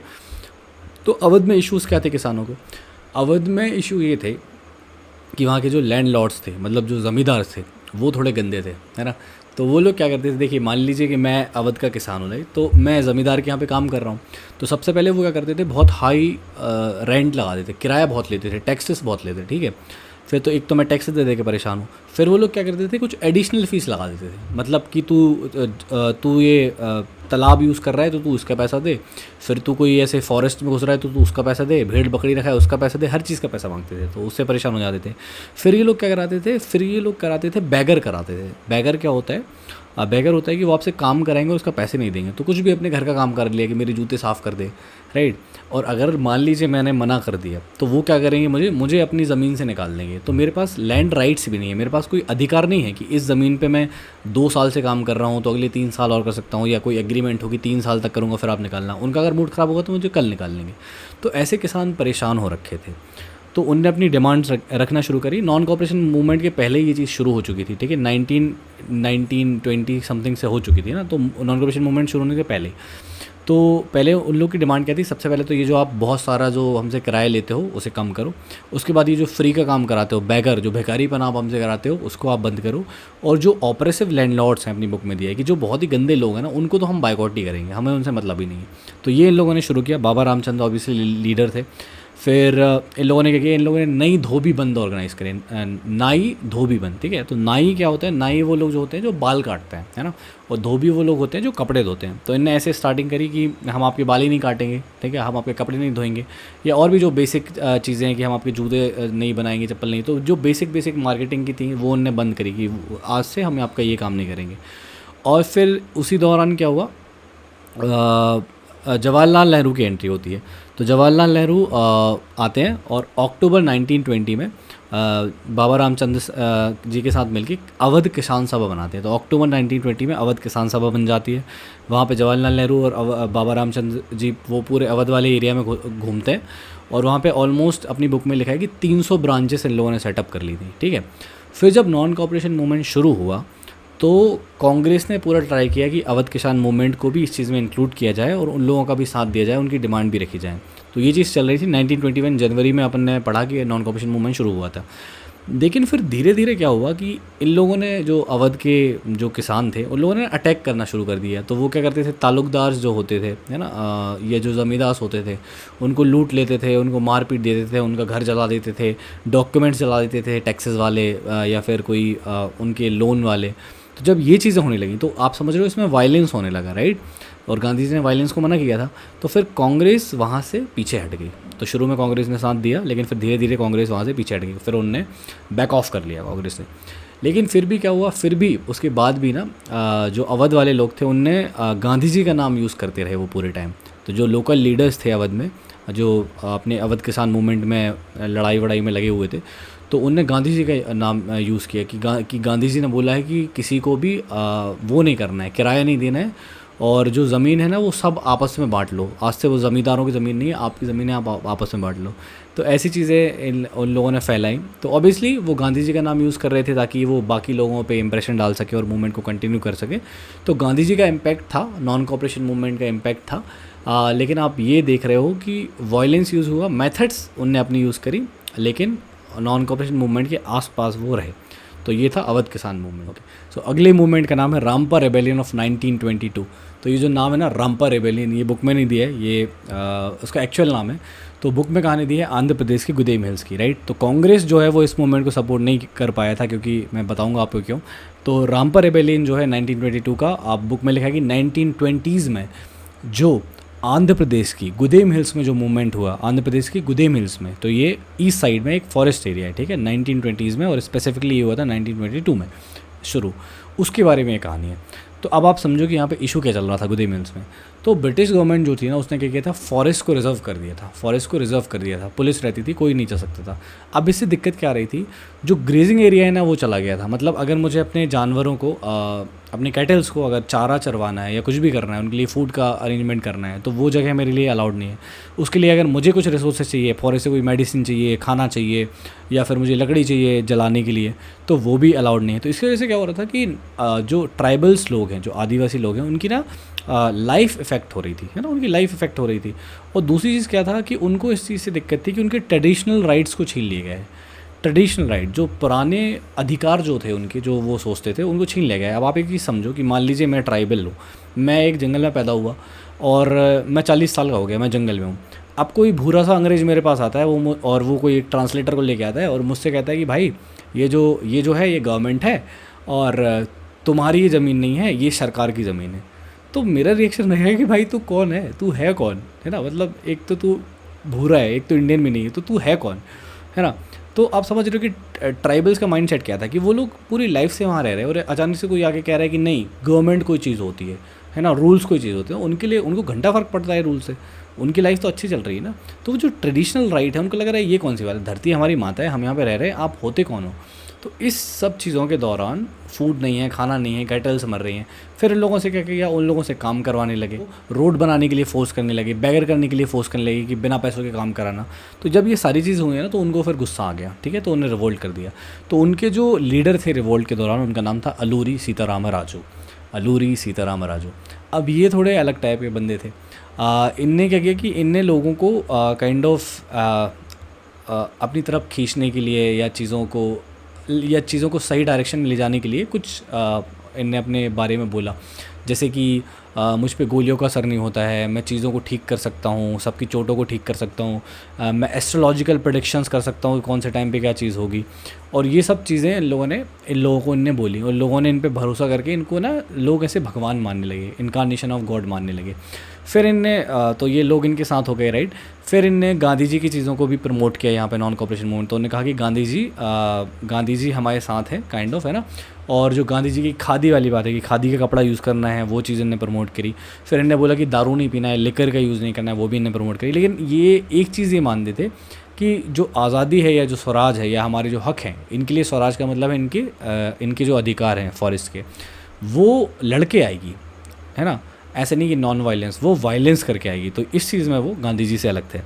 तो फिर इन लोगों ने जो भी अपनी फ़ाइट वाइट शुरू कर दी। तो ये ब्रिटिश ऑफिशियल्स को मार देते थे, पुलिस स्टेशन पर अटैक कर लेते थे, गुरिल्ला वॉरफेयर कहते हैं कि मतलब पहाड़ों में छुप के, पेड़ों में छुप के कहीं से भी मार रहे हैं। फिर आखिरी में 1924 में जो अलूरी सीतारामा राजू थे, उनको पकड़ लिया गया और उनको फिर फांसी की सज़ा दे दी गई। लेकिन आज भी उन्हें उस एरिया में फोक सॉन्ग्स में याद किया जाता है। फोक सॉन्ग जो ट्रेडिशनल सॉन्ग्स लोग गाते हैं, तो उन्हें याद किया जाता था। सो कंट्री साइड मूवमेंट का हमारा लास्ट टॉपिक है स्वराज इन plantation. Swaraj, self rule in plantation वाले एरिया। प्लांटेशन वाले एरिया में स्वराज को लोग कैसे समझ रहे थे, राइट। तो प्लांटेशन क्या होता है, प्लांटेशन वो होता है वो एरिया जहाँ पे एक ही क्रॉप को बहुत बड़े स्केल पे लगाया जाता है, ठीक है। तो असम वाले एरिया में चाय पत्ती लगाते थे लोग, है ना, टी प्लांटेशन हुआ करता था बहुत बड़े स्केल पे। तो वहाँ की कहानी है कि वहाँ पे स्वराज का मतलब क्या था लोगों के लिए। तो वहाँ पे इशू क्या था कि वहाँ पे ना एक इनलैंड इमिग्रेशन एक्ट था 1859 में जो आया था। उस एक्ट के according, inland immigration act of 1859 के अकॉर्डिंग ये था कि अगर कोई वर्कर वहाँ पे आ गया है, ठीक है, प्लांटेशन में काम करने के लिए, तो बिना परमिशन के वो टी गार्डन छोड़ के नहीं जाएगा, है ना। अब आप बाहर नहीं निकल सकते हो, आप वहाँ पत्तियाँ तोड़ते हो, खाना खाते हो, सो जाते हो, पत्तियाँ तोड़ते हो, खाना देते हो। आप सिर्फ परमिशन लेके ही बाहर निकल सकते हो, और परमिशन वहाँ के लोग देते ही नहीं थे, है ना। तो बिना परमिशन के बाहर निकल नहीं सकते थे, परमिशन वो लोग देते नहीं थे, तो लोग परेशान हो गए थे। तो जब उन्होंने नॉन कॉपरेशन मूवमेंट के बारे में सुना तो वो थोड़े खुश हुए और उन्होंने अथॉरिटीज़ को कहा कि आप भाड़ में जाओ, और बिना परमिशन के लोग निकल पड़े। इनके लिए स्वराज का मतलब था अपने विलेज से फिर से कांटेक्ट बना पाना, अपनी फैमिली से मिल पाना, उनके पास जा पाना, अपनी मर्ज़ी से एटलीस्ट घूम पाना। तो ये बेसिक फ्रीडम उन लोगों को चाहिए था। और जब और वो एक खबर और फैल गई थी वहाँ पे कि उनको ये लग रहा था कि महात्मा गांधी सबको ज़मीन देने वाले हैं और अब गांधी राज आने वाला है, गांधी राज आएगा और महात्मा गांधी सबको ज़मीन देंगे। तो ये लोग बिना सोचे समझे वो एरिया छोड़ के और ये लोग निकल पड़े अपने गाँव के लिए। लेकिन वहाँ पर क्या, रेलवे स्ट्राइक चल रही थी, ट्रेन व्रेन बंद थी, तो ये बीच में फंस गए। फिर पीछे से अथॉरिटी आई, पुलिस आई, और एक्ट था इनलैंड इमिग्रेशन एक्ट। एक्ट में कोई चीज़ लीगली अब पे बाइंड होती है, तो पुलिस आई, पुलिस ने एक्शन लिया, इनको बहुत पीटा, मारा पीटा और ले गए। ठीक है, लेकिन आप एक चीज़ देखोगे कि ये लोग भी गांधी जी से कहीं ना कहीं कनेक्ट कर रहे थे। ठीक है, और इसके अलावा एक छोटा सा बरदौली सत्याग्रह के बारे में दिया है। तो बरदौली गुजरात में एक जगह है, तो सरदार वल्लभ भाई पटेल वहाँ पे गए थे, और जो किसान है ना उनका फालतू में टैक्स बढ़ाए थे ये लोग, ज़मींदार और ब्रिटिशर्स मिलके। तो उसके खिलाफ उनने सत्याग्रह किया था, और वो भी एक बहुत बड़े लेवल पे हुआ था। तो ये हल्का सा दिया है, बरदौली गुजरात में है, और वल्लभ भाई पटेल ने वहाँ पर पीजेंट्स की हेल्प करी थी जो फालतू में टैक्स बढ़ाया जा रहा था। तो ये सारे 4 थे आपकी मूवमेंट। एक कौन सा आपका अवध वाला, एक आपका ये जो अलूरी सीताराम राजू वाला, उसके बाद ये टी प्लांटेशन, और एक छोटा सा टॉपिक बरदौली गुजरात सत्याग्रह। ठीक है, और इन सब में ये चीज़ कॉमन थी कि सब अपने पर्सनल गेन के लिए स्वराज चाह रहे थे, राइट। तो नॉन कॉपरेशन मूवमेंट से सब कनेक्ट कर रहे थे, लेकिन सबके अपने पर्सनल गेन्स थे। किसी को टैक्स कम करना था, किसी को अपने हक चाहिए थे, सबके अपने। लेकिन एक चीज़ सब में कॉमन थी कि सब लोग गांधी जी से कनेक्ट कर रहे थे, सबको कहीं ना कहीं गांधी जी से एक कनेक्शन था। और इसके अलावा जब ये लोग नारे लगाते थे कि स्वतंत्र भारत, गांधी जी जिंदाबाद, ये जो भी है ना, तो ये सब लोग इंडिया से कहीं ना कहीं कनेक्ट करना शुरू हो गए थे। तो हम ये नहीं कहेंगे कि नेशनलिज्म पूरी तरीके से आ चुका था, देशभक्ति लोगों में आ चुकी थी, लेकिन वो एक जो शुरुआत थी देशभक्ति की ना, वो कहीं ना कहीं यहाँ से हो गई थी कि सब कहीं ना कहीं इस चीज़ को मानने लगे थे कि हम लोग एक हैं, हम कहीं ना कहीं सब लोग एक देश के हैं, और ब्रिटिशर्स हम लोगों से अलग है। तो ये थी कहानी नॉन कॉपरेशन मूवमेंट की। सब लोगों ने अपने अपने लेवल पे अपने अपने इश्यूज़ को लेके स्वराज के लिए लड़ाई लड़ी, इंडिया के लिए फ़ाइट करी, और नॉन कॉपरेशन मूवमेंट में पार्टिसिपेट किया। लेकिन इसके जस्ट ऑलमोस्ट 1 साल बाद 1921 की जनवरी में नॉन कॉपरेशन मूवमेंट शुरू हुआ। ऑलमोस्ट 1 साल बाद 1922 5th of February, कहीं कहीं पे 4 फरवरी लिखा होता है, तो लेकिन बुक में शायद 5 फरवरी है। तो 5th of February 1922 को एक इंसिडेंट होता है जो थोड़ा बड़ा इंसिडेंट था। ठीक है, जिसे हम बोलते हैं चौरी चौरा इंसिडेंट। चौरी चौरा इंसिडेंट, तो चौरी चौरा एक विलेज है जो यूपी में है। तो यूपी में ये इशू हो गया, लफड़ा हो गया। देखिए इसमें क्या हुआ कि नॉन कॉपरेशन मूवमेंट का ना एक रूल था, एक काइंड ऑफ लोग ना रैली निकालते थे सुबह और शाम को ऐसे रैली निकालते थे। तो कि उसमें नॉन कॉपरेशन मूवमेंट को लेकर लोगों को अवेयर करना होता था, कुछ ऐसे हरे राम ऐसे अपने अपने भगवान का नाम लेते हुए या जो भी है, सब लोग रैली निकालते थे। तो वहाँ पे उस पर्टिकुलर डे में शायद दोपहर के टाइमिंग का एग्जैक्ट मुझे नहीं पता कि रैली निकल रही थी। ठीक है, तो रैली में नॉन कॉपरेशन मूवमेंट को वही प्रमोट कर रहे थे और वो जो भी थे। तो लोग गुस्सा हो चुके थे क्योंकि 1 साल हो चुका था और कुछ हो नहीं रहा था, है ना। तो लोग थोड़े भरे हुए थे। अब वहाँ पे पुलिस वाले थे, पुलिस का स्टेशन आता है, तो ये लोग उसके सामने आ गए रैली करते हुए। तो पुलिस वालों ने बाहर निकल के कि बंद करो, बहुत हो गया तुम्हारा। तो यहाँ से लोगों ने कहा कि नहीं करेंगे, है ना, क्योंकि वो लोग भी गुस्से में थे। तो पुलिस वालों ने फायरिंग कर दी। अब उस फायरिंग में 2-3 लोगों को गोली लग गई और शायद किसी की डेथ भी हो गई ऑन द स्पॉट, मतलब वो घायल हो गए, है ना। तो लोगों को गुस्सा आ गया, तो लोगों ने पुलिस वालों को पकड़ा और उसके बाद पुलिस स्टेशन में भरा। तो 22 पुलिस वाले थे, 22, ठीक है, उनको ज़िंदा जला दिया। वो ज़िंदा जल के मर गए। ठीक है, अब यहाँ पे जो नोटिस करने वाली चीज़ ये थी, पुलिस वाले ने जिनको गोली मारी वो इंडियंस थे। ठीक है, और अपने ये ग्रुप ने जो पुलिस वालों को मारा वो भी इंडियंस थे। मतलब भारतीय लोग एक दूसरे को कूट पीट रहे हैं, है ना। ब्रिटिशर्स वहाँ पे थे भी नहीं, इंडियंस एक दूसरे को मार रहे हैं। जब ये खबर महात्मा गांधी ने सुनी तो उन्होंने कहा कि इंडिया के लोग अभी तैयार नहीं हुए हैं, ब्रिटिशर्स को भगाना अलग चीज़ है, अभी पहले हमें अपने आप को ही फिक्स करना पड़ेगा उनको निकालने से पहले। तो गांधी जी ने नॉन कॉपरेशन मूवमेंट वापस ले लिया, नॉन कॉपरेशन मूवमेंट बंद कर लिया। तो चौरी चौरा इंसिडेंट की वजह से गांधी जी ने नॉन कॉपरेशन मूवमेंट वापस ले लिया। ठीक है, अब इस चीज़ से बहुत से लोग उनसे गुस्सा तो नहीं, मतलब बहुत से लोग कह रहे थे कि मत लीजिए। ज़्यादातर लोगों ने ये कहा था कि वापस मत लीजिए, लेकिन गांधी जी ने डिसाइड किया कि नहीं, मैं वापस लूँगा। इस चीज़ पे बहुत सारे लोग गांधी जी की बुराई करते हैं कि वो तो मूवमेंट वापस ले लेते थे, शुरू करते थे वापस ले लेते थे, यही था उनका, ये सब बहुत होता है। लेकिन आप एक चीज़ समझो, गांधी जी के ऊपर पूरे देश की रिस्पॉन्सिबिलिटी थी। वहाँ पे इंडियंस ही इंडियंस को मार रहे थे। ठीक है। 22 पुलिस वालों को जिंदा जला के मारा था। मैंने आपको उसके पहले भी बताया था, जलियांवाला बाग के टाइम एक वुमेन थी, क्रिश्चियन वुमेन, उनको इंडिया वालों ने पीट दिया था, ठीक है। और आप यहाँ पे भी एक चीज़ नोटिस करो कि ब्रिटिशर्स के पास अभी तक ये था कि नॉन वायलेंस प्रोटेस्ट है ना, लेकिन जब ये वायलेंस हो चुका था तो अब ब्रिटिशर्स भी पीटेंगे ना, अब ब्रिटिशर्स भी पीटना शुरू करेंगे। जो चौरी चौरा वायलेंस में जो भीड़ थी उसमें से 19 लोग को ब्रिटिशर्स ने फांसी दे दी थी, 15 लोगों को उम्र कैद दे दी थी, और ब्रिटिशर्स अब तैयार थे पीटने के लिए। अब अगर आप नॉन कोऑपरेशन मूवमेंट में बाहर निकलते ना, रैली वैली करते तो बहुत पिटते, ठीक है। और इंडिया में लोग उस समय गरीब थे, अभी के टाइप के नहीं थे, बहुत पिटते। तो ये सब गांधी जी को पता था, ठीक है। उस समय के हिसाब से अगर मान लो लोग मर जाते, अगर ब्रिटिशर्स बहुत मारते, कुछ ज़्यादा दिक्कतें हो जाती, तो उसकी रिस्पॉन्सिबिलिटी कौन लेता? फिर सब लोग बोलते कि यार गांधी जी बुरे थे, उनने इतने लोगों को मरवा दिया, है ना। तो पर्सपेक्टिव्स होते हैं, गांधी जी अपनी जगह सही थे, बाकी लोग अपनी जगह सही थे। तो इस तरीके से नॉन कोऑपरेशन मूवमेंट ख़त्म हुआ, और इसी तरीके से हम ये वाला वीडियो अभी के लिए ख़त्म करते हैं। बाकी की कहानी आप लोग अगले वाले वीडियो में सुनेंगे। जब तक के लिए आपसे बाय बाय, गुड बाय, अपना ध्यान रखो, खुश रहो, टेक केयर।